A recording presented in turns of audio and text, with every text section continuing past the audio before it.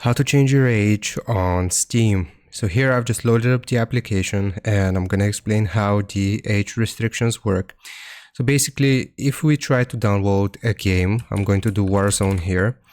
So Call of Duty Warzone, if we try to download this game and I select it, it will ask us for age confirmation here.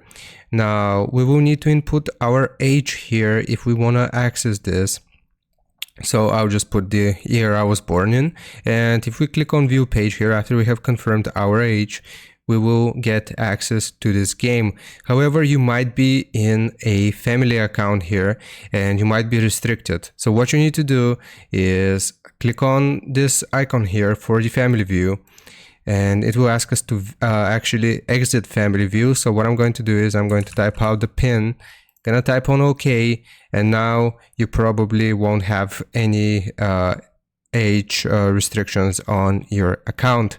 So I hope this helps you out. Leave a like and sub, and I'll see you next time.